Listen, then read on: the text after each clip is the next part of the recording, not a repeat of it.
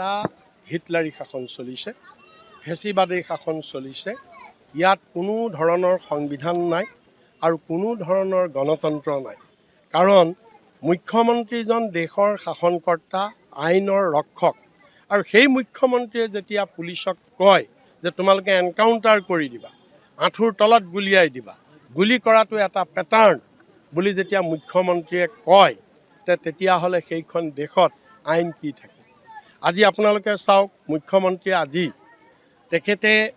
তেখেতে কৈছে যে দুৰ্নীতিৰ বিৰুদ্ধে শূন্য সহনশীলতা।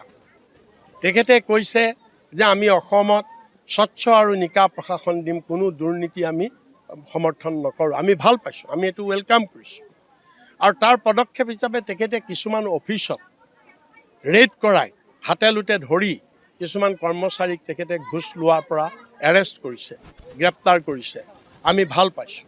কিন্তু আমি এই কথাটো লগতে ক'ম যে তুমিতো এইটো পুথি খলিহনাবিলাককহে ধৰিছা, এইবিলাককে ধৰিছা, কিন্তু তোমাৰ মন্ত্ৰীবিলাকে যিবিলাক দুৰ্নীতি কৰি আছে, তোমাৰ MLA, তোমাৰ মন্ত্ৰী আৰু আপুনি নিজেও যিবিলাক দুৰ্নীতি কৰি আছে, সেইবিলাকৰ কোনে ধৰিব? সেইবিলাকৰ তদন্ত কোনে কৰিব? সেইবিলাকৰতো কৰক, সেইবিলাকৰ কৰক। আজি পেপাৰ মেলিব নোৱাৰে, আপুনি মেডিয়া মেলিব নোৱাৰে, প্ৰতিদিনেই চিণ্ডিকেট। যে আজি গোটেই বিজেপিৰ চৰকাৰখনে আজি মুখ্যমন্ত্ৰীৰ পৰা ধৰি গোটেই বিধায়কলৈকে, বিজেপিৰ কাৰ্যকৰ্তালৈকে চিণ্ডিকেটৰ টকা ভাগ পায় বুলি আজি সদায় ওলাই আছে। তে ইয়াৰ দুৰ্নীতি, এইবিলাক দুৰ্নীতি কোনে কৰিব? এইবিলাকৰ তদন্ত কোনে কৰিব? তে ইয়াৰ কাৰণে লাগে লোক আয়ুক্ত। মুখ্যমন্ত্ৰীক আমি সেইকাৰণে কৈছোঁ, আজি দুৰ্নীতি তুমি নিৰ্মূল কৰিব বিচাৰিছা, অকল অফিচৰ কেইটামান অফিচাৰ ধৰিলেই দুৰ্নীতি নিৰ্মূল নহ'ব। তুমি দিছপুৰৰ পৰা দুৰ্নীতি নিৰ্মূল কৰিব লাগিব, সচিবালয়ৰ পৰা কৰিব লাগিব, তোমাৰ মন্ত্ৰী MLAৰ মাজৰ পৰা কৰিব লাগিব। আৰু সেইটো নিৰ্মূল কৰিবলৈ লাগিব লোক আয়ুক্ত।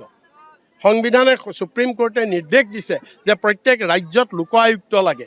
কিন্তু এই লোক আয়ুক্ত তুমি অসমত আজিলৈকে তুমি হ'বলৈ দিয়া নাইকিয়া, গঠন হোৱা নাইকিয়া। তাৰ মানে কি? তোমালোকৰ দুৰ্নীতিবিলাকৰ কমপ্লেইন ক'তো হ'ব নালাগে। এইটো বঙাইগাঁও জিলাৰ এই চাকলা বজাৰতো এই জনসভা আমি অনুষ্ঠিত কৰিছিলোঁ। আজি যোগদানত অৱশ্যে তালিকা বহুত দীঘলীয়া আছিলে, কিন্তু শেষত আমি দেখিলোঁ প্ৰায় 30জন মানে যোগদান কৰিলে।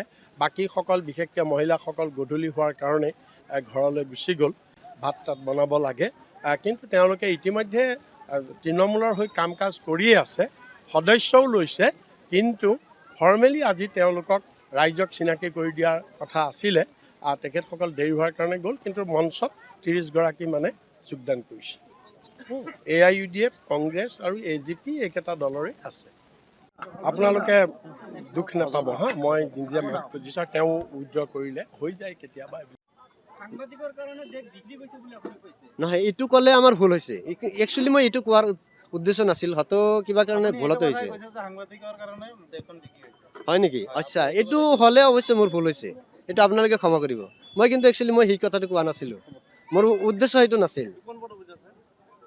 মই অসম তৃণমূল কংগ্ৰেছৰ মাইনৰিটি বিভাগৰ অধ্যক্ষ, ৰাজ্যিক অধ্যক্ষ। মোৰ নাম আমিনুল ইছলাম।